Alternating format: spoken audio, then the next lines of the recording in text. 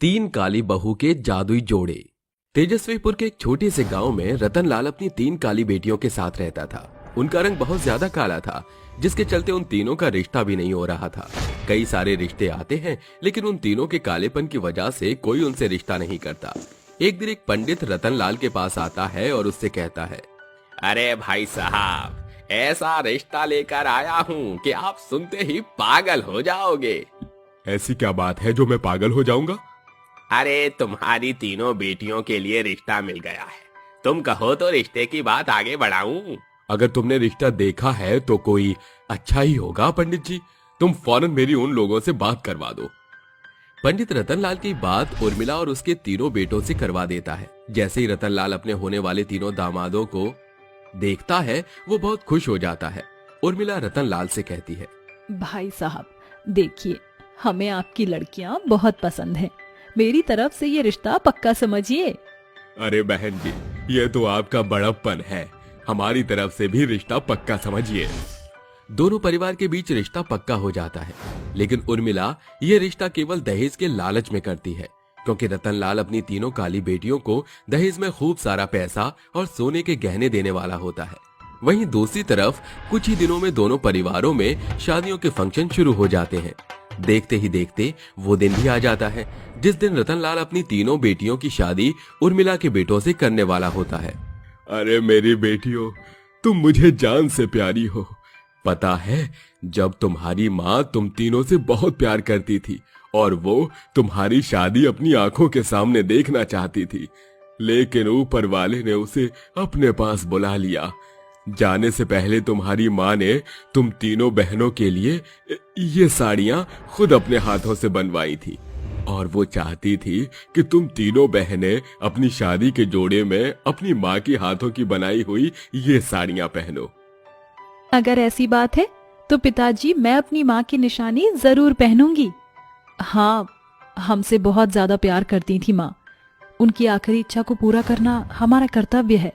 इस साड़ी को पहनने के बाद मुझे ऐसा महसूस होगा जैसे मैं अपनी माँ के आंचल में हूँ।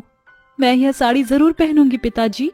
कुछ ही देर में रेखा, रूपा, ममता तीनों ही अपनी माँ की बनाई हुई साड़ियां पहनकर मंडप में आ जाती हैं, जिसके बाद पंडित मंत्र पढ़ना शुरू करता है और वो तीनों अपनी पतियों के साथ फेरे लेने लगती हैं। लेकिन तभी अचानक से रेखा की साड़ी के पल्लू से एक रोशनी निकलती है, जिसमें कई सारे सोने के सिक्के निकलते हैं। वहीं दूसरी तरफ रूपा की साड़ी से कई सारी अलग अलग प्रकार की साड़ियां निकलने लगती हैं, और ममता की साड़ी में से भी कई सारे अलग अलग प्रकार के पकवान निकलने लगते हैं। ये सब देखकर गांव के सभी लोग हैरान रह जाते हैं। हे भगवान, ये सब क्या हो रहा है? आखिर ये चमत्कार कैसे हुआ? लगता है ये साक्षात देवियां हैं। अपनी साड़ियों से ये जादू देखकर वो तीनों भी हैरान रह जाती हैं और डरने लगती हैं। तभी उन साड़ियों के अंदर से एक आवाज आती है, हम कोई मामूली साड़ियां नहीं है, हम जादुई साड़ियां हैं। तुम्हारी माँ ने इन साड़ियों को तुम्हारे लिए बनाया था, लेकिन जिस रेशमी धागे से उन्होंने साड़ी के ऊपर कढ़ाई की थी वह जादुई धागा था, जिसके चलते यह साड़ियां भी जादुई साड़ियां बन गई हैं। जो भी हमारा इस्तेमाल करता है हम उसकी मदद करते हैं। आज के बाद तुम जब भी हमसे कुछ मांगोगी तो हम तुम्हारी मदद जरूर करेंगे। ये सुनकर वो तीनों बहुत ज्यादा खुश हो जाती हैं, जिसके बाद उर्मिला अपनी तीनों बहुओं को अपने साथ अपने घर ले आती है। अरे बहू, तुम तीनों की यह जादुई साड़ियाँ बहुत ज्यादा कीमती हैं। एक काम करो, इसे उतार कर मुझे दे दो, मैं इन्हें अच्छे से संभाल कर रख दूंगी। नहीं माँ जी, ये हमारी माँ की आखिरी निशानी है, मैं इसे आपको नहीं दे सकती। हमारी माँ ने बहुत ही प्यार से इन साड़ियों को हमारे लिए बनाया था। अगर हम इन्हें आपको दे देंगे तो हमारी स्वर्गीय माँ को बहुत बुरा लगेगा। अपनी तीनों बहुओं की ये बात सुनकर उर्मिला अपना मुंह चढ़ा लेती है, जिसके बाद उसके तीनों बेटे अपनी अपनी पत्नियों को अपने कमरे में ले जाते हैं। लेकिन उर्मिला के मन में साड़ियों को लेकर लालच आ जाता है। उर्मिला अपने कमरे में जाती है और अपने आप से कहती है, अगर एक बार मुझे इन तीनों की यह जादुई साड़ियाँ मिल जाएं, तो मेरे जितना अमीर इस दुनिया में और कोई नहीं होगा। उर्मिला रोजाना किसी तरह रूपा, रेखा और ममता से उनकी साड़ी मांगने की कोशिश करती है, लेकिन वो तीनों उर्मिला को साड़ियाँ छूने भी नहीं देती, जिसके चलते अब उर्मिला अपनी तीनों बहुओं के ऊपर अत्याचार करने लगती है। ये सब क्या है? इतनी गंदगी! अरे इतनी गंदगी तो मेरे घर में पहले कभी नहीं थी। जब से तुम तीनों आई हो घर में सफाई ही नहीं रहती। अरे माँ जी, अभी सुबह ही मैंने पूरे घर में डस्टिंग की है। कोई नहीं बहन, हम दोबारा से डस्टिंग कर लेते हैं। ये मेरा घर है, तुम्हारे बाप की धर्मशाला नहीं। यहाँ जो होगा वो सब मेरी मर्जी से होगा। कान खोल कर सुन लो, मुझे घर में थोड़ी भी गंदगी पसंद नहीं। अगर दोबारा गंदगी नजर आई तो मुझसे बुरा कोई नहीं होगा। उर्मिला ऐसा कहकर चली जाती है, जिसके बाद बेचारी रेखा और रूपा दोनों की आंखों में आंसू आ जाते हैं और वो रोते हुए ममता के पास जाती है। आखिर माँ जी को ऐसा क्या हुआ है जो वह हमारे साथ ऐसा बर्ताव कर रही हैं? लगता है उम्र की वजह से माँ जी की बुद्धि भ्रष्ट होती जा रही है। और ये बस करो, नहीं तो माँ जी आ जाएंगे और फिर से डांटेंगी। उर्मिला के आने के खौफ से वो तीनों झटपट सारे काम कर लेती हैं, जिसके बाद उर्मिला को फिर भी चैन नहीं मिलता और वो बिना वजह ही अपनी तीनों बहुओं को उल्टा सीधा सुनाने लगती है। अरे जब से इस घर में आई हो तुम तीनों, तब से हमारे घर का बेड़ा गर्क हो गया है। मैं तो कहती हूँ यहाँ से निकल जाओ और दोबारा लौट कर कभी मत आना। एक तो इतनी काली हो, ऊपर से मेरे इतने सुंदर बेटों से मैंने तुम्हारी शादी करवा दी, उसके बाद भी मुझे कुछ हासिल नहीं हुआ। आखिर आप हमसे चाहती क्या हो? हम ऐसा कुछ नहीं करते जिससे आपको गुस्सा आए, फिर भी आप हमेशा जलीकटी सुनाती हो हमें। ओहो, भला हिम्मत तो देखो तुम्हारी कितनी हो गई है। इससे पहले तुम तीनों मेरे सिर पर तांडव करो, अभी के अभी मेरे घर से बाहर निकलो। उर्मिला अपनी तीनों बहुओं को धक्के मार कर घर से बाहर निकाल देती है, जिसके बाद उसकी तीनों बहू रोते हुए सड़क के किनारे पर चलने लगती हैं। माँ जी ने हमारे साथ ऐसा क्यों किया? आखिर हमारी गलती क्या थी? अब तो हमारे पास हमारी शादी के जोड़े के अलावा और कुछ भी नहीं है। ये जादुई जोड़े आज हमारे बुरे वक्त में हमारा साथ दे सकते हैं। चलो इन्हें पहनते हैं। एक एक करके वो तीनों अपनी जादुई साड़ियां पहन लेती है, जिसके बाद रेखा की साड़ी के पल्लू से सोने के सिक्के निकलने लगते हैं, तो दूसरी तरफ रूपा की साड़ी के अंदर से कई सारी अलग अलग डिजाइन की साड़ियां निकलने लगती हैं। वहीं तीसरी तरफ ममता की साड़ी के पल्लू से खूब सारा खाना निकलने लगता है। वो तीनों सोना ले जाकर सुनार को दे देती हैं और उसके बदले सुनार से पैसे ले लेती हैं, जिसके बाद वो तीनों अपने लिए घर खरीदती हैं और उसमें रहने लगती हैं। वहीं दूसरी तरफ वो तीनों इतना सारा खाना गरीबों में बांट देती हैं और अपनी खुद की एक साड़ियों की दुकान खोलती हैं। हमारे कालेपन की वजह से हमारी सास ने हमारे ऊपर अत्याचार किए और हमें घर से निकाल दिया, लेकिन हमारी माँ की जादुई साड़ियों ने हमारी जिंदगी की सभी परेशानियां दूर कर दी। अब हमें किसी की कोई जरूरत नहीं है। हम अपनी जिंदगी अपने तरीके से जी सकते हैं और आज के बाद हम अपनी जादुई साड़ियों की मदद से गरीब बेसहारा लोगों की मदद करेंगे। उस दिन के बाद से वो तीनों बहनें एक साथ खुशी खुशी रहने लगती हैं और अपनी जादुई साड़ियों की मदद से गांव के कई गरीब लोगों की मदद करती हैं। 3 गरीब बहुओं का जादुई बर्तन। पुराने खटिया पर पड़ी बीमार बूढ़ी तारा जोर शोर से खांस रही थी। वहीं उसकी तीनों बेवा बहुएं जूही, मधु, सीता उसके पास बैठी हुई थी। जीजी, सासू माँ की हालत तो धीरे धीरे बिगड़ती ही जा रही है। हमें इन्हें अस्पताल ले जाना पड़ेगा। ठहर जा बहू, अब बहुत देर हो चुकी है। मेरे अंदर चंद सांसें बची हैं। माँ जी, भगवान के लिए ऐसा मत कहिए। आपको अपनी बहू के लिए जीना होगा। हाँ माँ जी, अगर आपका साथ रहेगा तो हम तीनों बहू इस गरीबी को भी मात दे जाएंगी। सीता ऐसा कह रही होती है कि उसकी सास दुखदाई दुनिया से हमेशा के खातिर आंखें मूंद लेती है। यह देखकर तीनों लाचार बहुओं की आंखों से आंसू की बदरा बरस पड़ती है।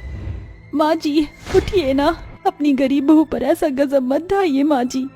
सीता, जी मुर्दे जागते नहीं, सिर्फ जलते हैं।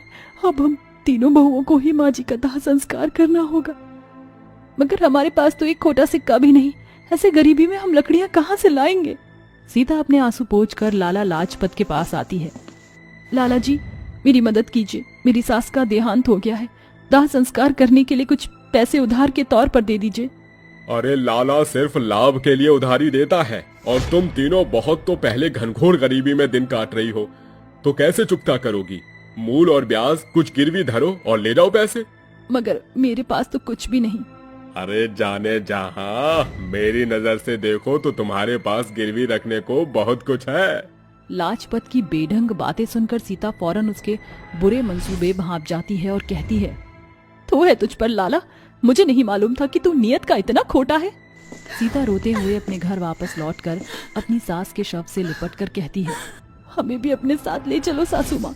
यह दुनिया दरिंदगी से भरी हुई है, जहाँ सुनार से लेकर सूबेदार तक औरतों का दामन दागदार करने और उन्हें फाड़ खाने को दौड़ते हैं। जैसे तैसे तीनों बहू हिम्मत बांधकर अपनी सास का अंतिम संस्कार करके घर लौटती हैं। गरीब बहू अपनी सास को याद करके रात भर रोते हुए बिता देती है। ऐसे ही 2 दिन बीत जाते हैं। जीजी, ऐसे हाथ पर हाथ धरे कब तक बैठे रहेंगे? मैं रसोई में जाकर देखती कुछ बनाने को है कि नहीं। जूही रसोई घर में जाकर सभी डिब्बे टटोलने लगती है। जैसे ही वह दराज पर रखे सामान को छिन्न भिन्न करके देखना शुरू करती है, तभी उसके पीछे कच्ची दीवार देखकर वह बाकी की दोनों बहुओं को भी बुलाती है। सीता, जीजी, मधु, जल्दी आओ। क्या हुआ जूही? ये कैसी दीवार है? यही तो जानना है। तीनों बहुएं दीवार तोड़ने लगती हैं।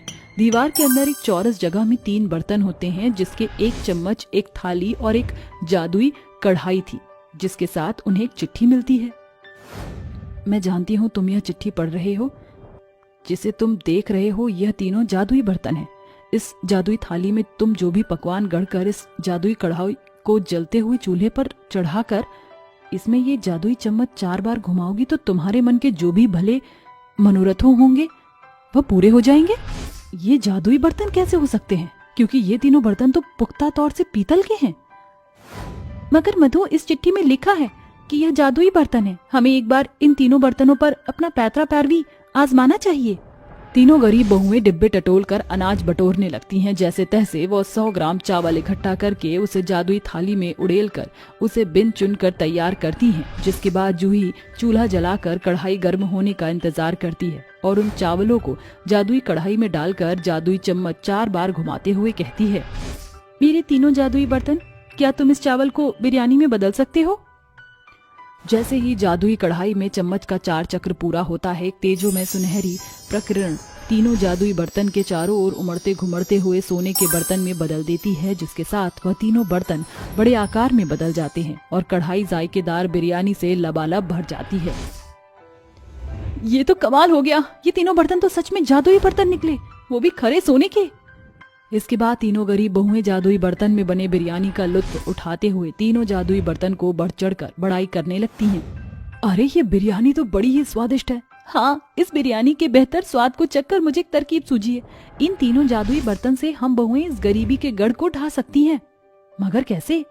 अगर हम तीनों जादुई बर्तन में बने खाने का स्वाद लोगों के मुंह तक पहुंचा दें तो लोग रोजाना इन जादुई बर्तन में बने खाने का चटकारा लगाने आया करेंगे, जिससे हमें अच्छी खासी कमाई कर पाएंगे। सीता का सुझाव मधु और जूही को भी जच जाता है। अगले दिन, जीजी, अनाज के खत्ते तो एकदम खाली हो गए हैं। बगैर अन्न की बारी के यह जादुई थाली तो काम ही नहीं करेगी। विश्वास रखो, कुछ न कुछ जरूर मिलेगा। फिर तीनों गरीब बहुएं आंखें गड़ाए रसोई में अनाज खोजती हैं। तभी मधु को एक मक्के का दाना मिलता है। देखो जीजी, मुझे एक मकई का दाना मिला, इससे बात बन जाएगी। सीता मकई के दाने को जादुई थाली में रख छोड़ती है। तभी वह जादुई थाली सोने की विशाल थाली में बदलकर ढेर सारे मकई के 2 दानों में बदल जाती है और थाली के ओट पर मुंह, नाक, आंख और कान कायम होते हैं और जादुई थाली कहती है, तुम तीनों थोड़े में ही विश्वास योग्य रही, इसलिए मैं तुम्हें बहुतेरे का वारिस बनाती हूँ। इसके बाद सीता मकई के दानों को जादुई कढ़ाई में डालकर जादुई चम्मच से 4 बार घुमाकर कहती है, हमारे जादुई बर्तन, मुझे इस मकई की रोटियां चाहिए। तभी वे दोनों बर्तन भी सोने के बड़े बर्तनों में बदल जाते हैं और कढ़ाई के अंदर से मक्के की रोटियों का थाक थाली में सज जाता है और तीनों बहू आंगन के पनपे हुए सरसों के पत्ते से साग बनाकर उन्हें ठेले पर रखकर बाजार के नुक्कड़ पर खड़ी होकर बेचने लगती हैं। गर्मा गर्म मक्के की रोटी और सरसों का साग खा लो, एक बार खाओगे बार बार आओगे। मक्के की रोटी की खुशबू पूरे बाजार में फैल जाती है, जिसके बाद लोग मक्के की रोटियों का लुत्फ उठाने के लिए लंबी चौड़ी लाइन लगा लेते हैं। अरे मुझे तो मक्के की रोटी और सरसों का साग खाना है। तीनों बहुएं मक्के की रोटी और सरसों के साग से सजी थाली ग्राहकों को देने लगती हैं। अरे वाह, क्या बात है, तुम तीनों के हाथ में तो जादू है। अरे पुराने दौर की यादें ताजा हो गई। हाँ दामोदर, ये खाना इतना मजेदार है जैसे कि जिन्न ने इसमें अपना जादू उतार दिया। पेट भर गया मगर मन है कि भरता नहीं। लोगों के मुंह से तारीफ सुनकर तीनों मन ही मन मुस्कुराने लगती हैं, क्योंकि वह जानती थीं कि खाने में जादू उनके जादुई बर्तन के कारण जो था, उस रोज उनकी खूब कमाई होती है। ऐसे ही हर एक दिन वह अपने जादुई 3 बर्तन में भांति भांति के खाने का तड़का लगाती हैं, जिससे उनकी कमाई हर दिन औसतन बढ़ती गई, जिससे उन्होंने सुंदर सा घर बना लिया। जीजी, कल तक हम तीनों बहू दाने दाने पर मोहताज थी और आज इस आलिशान घर की मालकिन है। हाँ मधु, ये सब कुछ हमारे 3 जादुई बर्तन से मुकम्मल हुआ है।